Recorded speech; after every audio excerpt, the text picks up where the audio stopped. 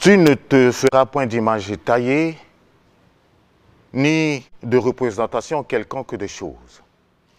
Tu ne te prosterneras point devant elles, et tu ne les serviras point. Mais il y a des hommes qui se prosternent devant des choses, des statues, des images et même devant des hommes. Mais il y en a qui trouvent réponse à leurs préoccupations. Alors, qui est derrière tout ça? Aujourd'hui, l'apôtre Phila fait le procès des esprits. 06 706 32 32, tel est le numéro par lequel vous pouvez nous joindre en direct sur le studio. Alors, bonjour à vous mesdames, bonjour messieurs, bonjour apôtre. Bonjour, bonjour chez vous. Procès des esprits, qu'est-ce que vous voulez dire par là? Ben, que les esprits sont en procès. Depuis le premier esprit à s'être rébellé devant la face de Dieu, donc je cite Lucifer, Satan, et après lui, tous les anges qui l'ont suivi dans sa rébellion, précipités selon les Saintes Écritures, ici sur terre, ont occupé l'espace de l'univers ou du globe terrestre à cause de l'homme qui est l'intérêt même de Dieu. Ils ont occupé les eaux, les forêts, les montagnes, les airs. Et à cet effet, ils se sont, par leur chef, Lucifer, attribué des rôles, des fonctions, selon les différentes missions que Satan leur aura données. Comme on lit dans la Bible, dans Éphésiens 6, à partir du verset 10, on les appelle des principautés, tout comme dans Éphésiens 1, il y a des principautés, il y a des trônes, des dignités. Les spectateurs qui appellent. Bonjour. Vous êtes en direct sur Studio 210. Quelle est votre préoccupation?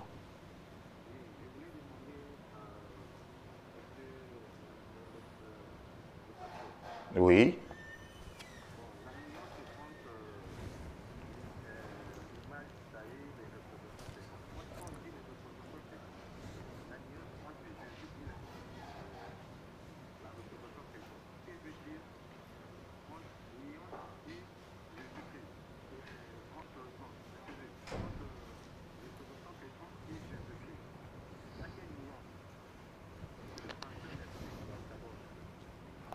Alors, apôtre, le téléspectateur voulait savoir quelle est la nuance qu'il y a entre Jésus et les représentations taillées.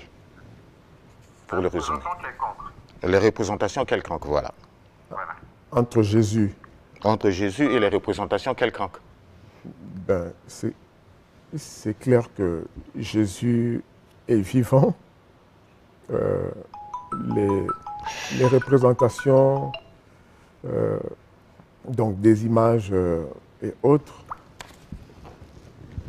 ce sont des statues, ce sont des représentations comme vous dites. Jésus est vivant, Jésus est Dieu fait homme, et de son vivant, il fut adoré depuis son enfance et à sa mort, à sa résurrection.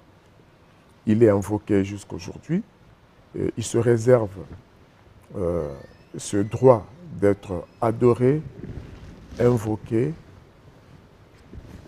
exclusivement parce qu'il est Dieu, l'unique objet d'adoration. La Bible est claire que les autres ne sont que des idoles. On adorera Dieu lui seul. La différence entre lui et tout le reste, c'est que personne d'autre ne peut prendre la place de Dieu, sauf Dieu lui-même, qui s'est fait homme et a accepté d'être adoré dans la personne, dans le corps de Jésus.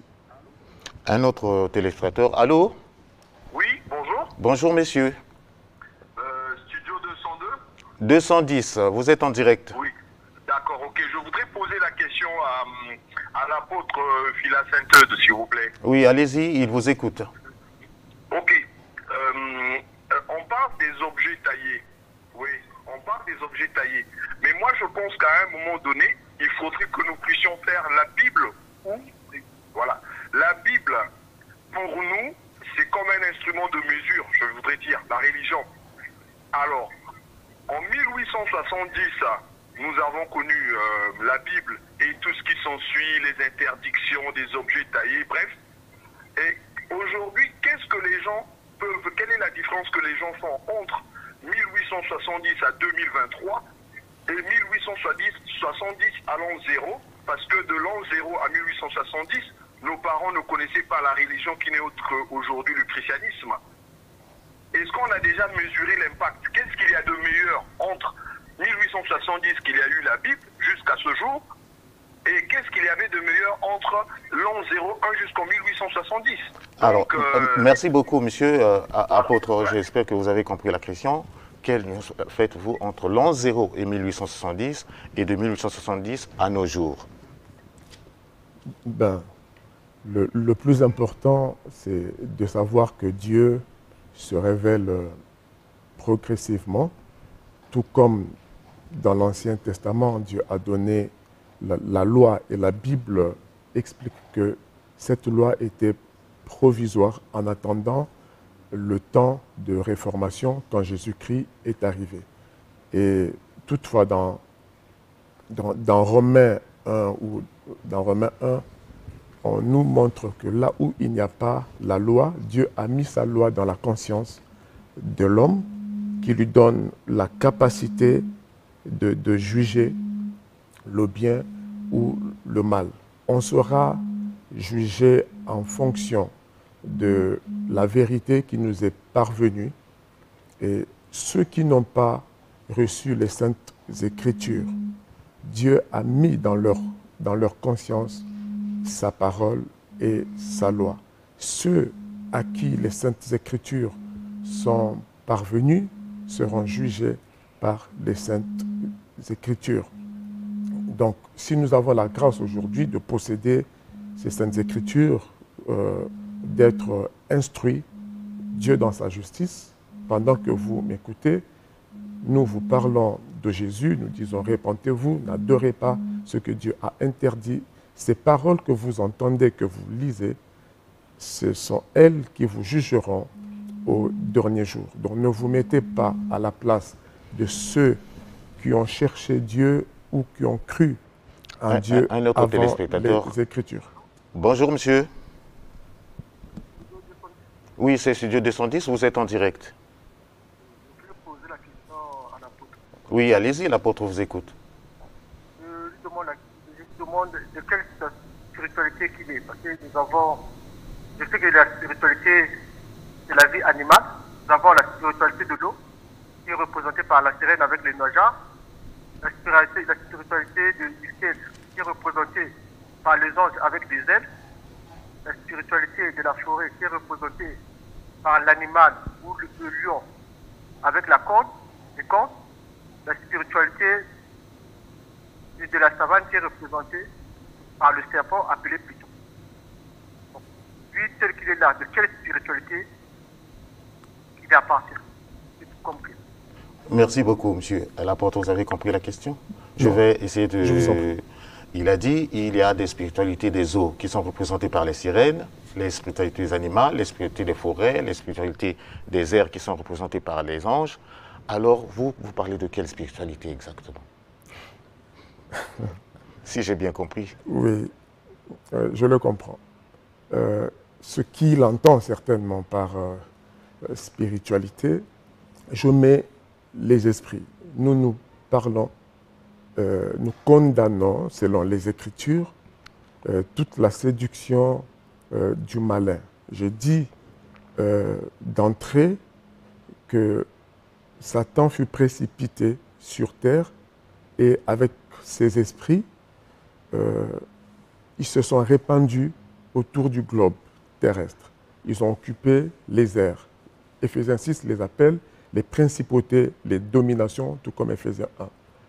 Et ceux qui sont sous les eaux ont occupé les eaux, ce sont des sirènes des eaux.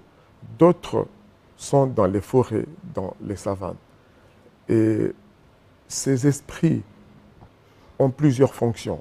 Il y a des fonctions ou des prérogatives religieuses, philosophiques, politiques même, pour dominer le monde. Dans la séduction satanique, Satan a établi des esprits dans certains lieux pour influencer les cultures et les cultes, pour s'attribuer ce qui lui a été refusé au ciel parce qu'il a voulu prendre la place de Dieu, donc l'unique à être adoré.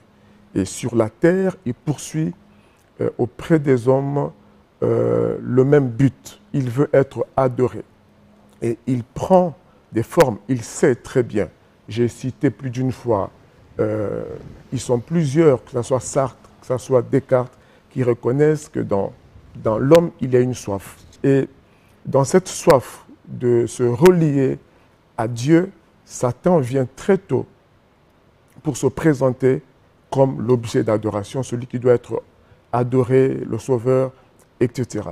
Et dans l'ignorance ou dans les ténèbres dans lesquelles l'humanité est plongée, et dans sa soif d'adorer pour retrouver l'équilibre ontologique, l'équilibre de l'être humain, l'homme adore pour étancher cette soif tout ce qui lui est présenté comme objet d'adoration. Et nous comprenons cela. Ça a pris des siècles jusque chez nous ici en Afrique, l'animisme, etc. Nous comprenons. Un autre téléspectateur. Ces spiritualités sont sataniques. Bonjour messieurs, vous êtes en direct de Studio 210. Oui, mais à mon bruit parce qu'il est en train de parler. Allez-y, l'apôtre vous écoute. J'allais poser d'abord la question à monsieur Fila.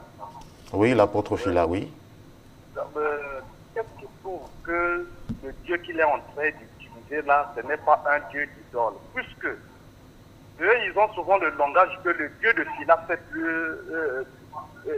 le Dieu de Fila fait plus mieux.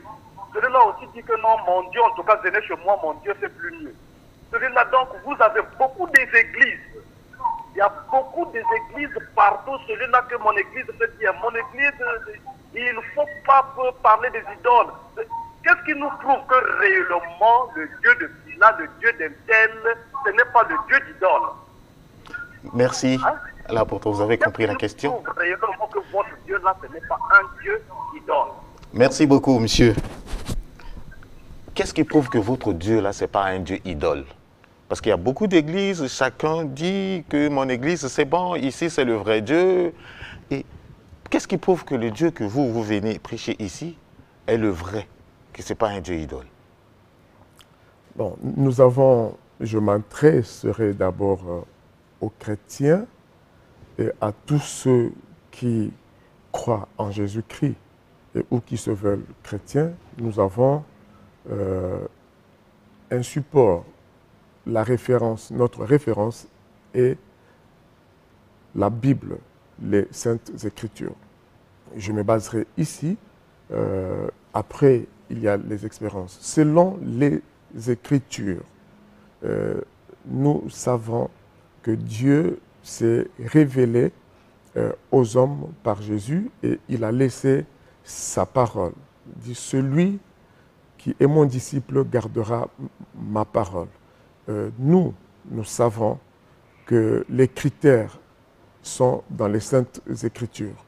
Ce que les apôtres, selon Ephésiens 2 et 20, vous êtes édifiés sur le fondement des apôtres, Jésus étant la pierre angulaire. Ça veut dire que nous devons suivre ce que les Saintes Écritures établissent comme modèle de culte, comme principe de base de l'Église, dans le fond et dans la forme, ce qui est écrit. Ce que les apôtres n'ont pas enseigné comme objet du culte, comme sujet d'adoration, comme pratique, nous ne devrons pas les pratiquer. Il est écrit, celui qui va plus loin et ne demeure pas dans cette doctrine n'a pas Dieu, ne le recevez pas. Aux chrétiens, je nous ramène aux Saintes Écritures, nous devons pratiquer simplement ce qui est écrit. On n'adore ni homme, ni ange, ni autre esprit. Éphésiens 4, verset 4, on nous explique qu'il y a un seul Dieu, une seule espérance, un seul esprit, ça veut dire l'esprit de Jésus, le Saint-Esprit. On ne peut pas adorer un autre esprit. Maintenant, ceux qui sont d'autres religions, ce serait un autre débat. Vous êtes sur Studio 210. Oui, j'aimerais poser une question au pasteur. Oui, allez-y, il vous écoute. Ok, merci beaucoup. J'aimerais dire ceci, poser cette question au pasteur. Pasteur, dans la loi de Moïse, Moïse avait dit que tu n'adoreras que le Seigneur ton Dieu. Et Jésus, quand tu fus venu, il a dit aussi que je ne suis pas venu pour abolir la loi, mais plutôt pour l'accomplir. Donc, ce qui veut dire que nous n'adorions qu'un seul Dieu qui a créé le ciel et la terre. Et les apôtres ont posé à Jésus cette question, Maître, enseigne-nous comment prier. Jésus leur avait bien dit, vous devriez prier notre Père qui est aux cieux. Mais, j'ai suivi votre intervention, vous aviez dit que Dieu s'est fait chair. Donc, c'était Jésus qui était Dieu, selon vous. Alors, pourquoi avait-il dit à ses apôtres de prier notre Père qui est aux cieux, tandis que lui-même, s'il était Dieu, il était avec eux, il devrait dire que moi, Dieu qui est avec vous. Donc, j'aimerais, par cette question, avoir plus d'éclaircissement à cet enseignement. Merci beaucoup, monsieur. Monsieur Suleiman Vonga, depuis PK 45. Merci, monsieur Venga. Alors, l'apôtre, vous avez compris? Le même Jésus a dit, celui qui est monté aux cieux, c'est le même qui est descendu. On est dans Éphésiens 4. Et personne ne connaît le Père si ce n'est le Fils, sinon celui à qui le Fils veut le révéler. Ça relève du mystère de la divinité. Notre Père qui est aux cieux, ça ne se limite pas à la situation géographique, mais à la dimension d'autorité où se situe le Père en question. Dans ce mystère de divinité de Christ, nous savons que celui qui est au ciel, dans Jean 14, a dit « Celui qui m'a vu a vu le Père ». Quand Philippe a voulu savoir « Montre-nous le Père ». En ce moment, Jésus n'a pas dit « Le Père, c'est celui qui est au ciel ». Il lui a dit « Celui qui vous parle, c'est lui le Père ».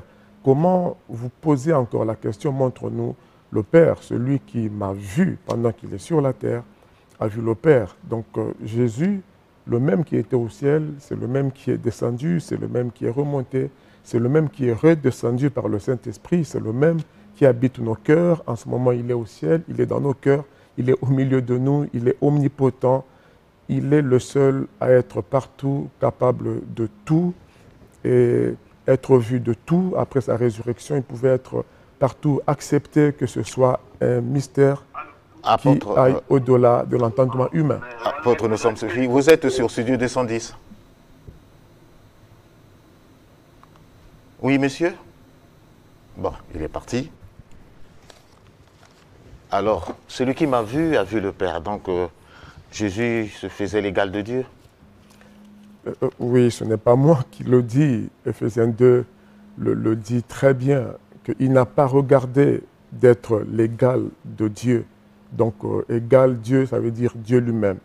Mais il est descendu sur la terre, il a pris la forme humaine pour mourir comme un simple homme, pire qu'un simple homme, mourir comme un malfaiteur. Voilà pourquoi Dieu l'a souverainement élevé.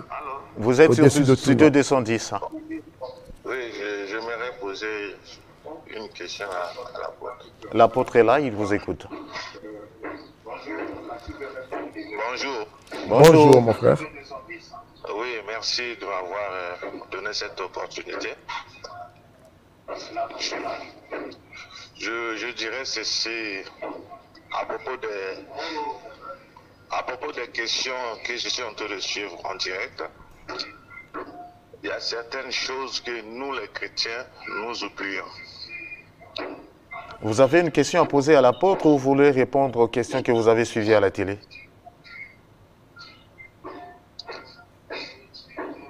Non, il peut envoyer Monsieur, par texto éloignez-vous de parce votre que- poste téléviseur. Nous avons le retour de votre... Éloignez-vous, contentez-vous de votre téléphone. Ne nous suivez pas à la télé. C'est ça. Je souhaitais répondre à une question. Là. Non, si vous voulez répondre à une question, je crois que ce serait après. Il peut envoyer un Alors, message. vous pouvez envoyer un message et voilà.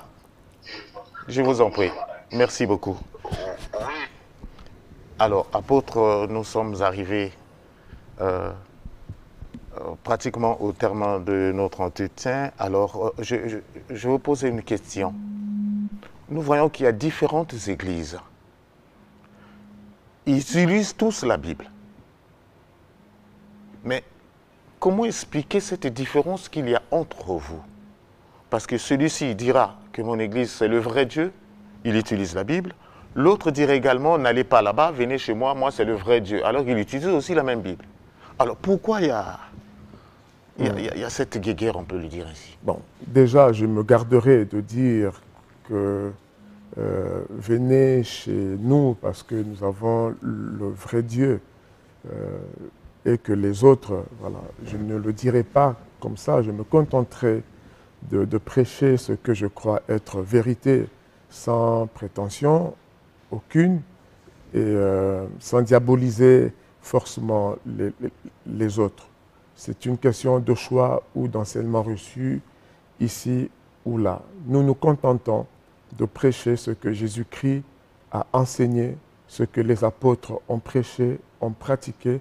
Nous avons expérimenté cela, expérimenté Jésus vivant et que sa parole est puissante. Nous la prêchons, nous l'enseignons sans ajouter ni retrancher. Nous savons qu'après des siècles, c'était annoncé que des doctrines étrangères et démoniaques s'infiltreront par les esprits impurs dans l'Église et nous y sommes. Nous nous contentons de prêcher les Saintes Écritures. Nous croyons que cette parole est puissante, nous en sommes témoins. Et la Bible dit ici, dans 2 Corinthiens chapitre 8, à partir du verset 4, pour ce qui est, donc 5 je dirais, car il est des êtres qui sont appelés Dieu, soit dans le ciel, soit sur la terre, comme il existe réellement plusieurs dieux et plusieurs seigneurs.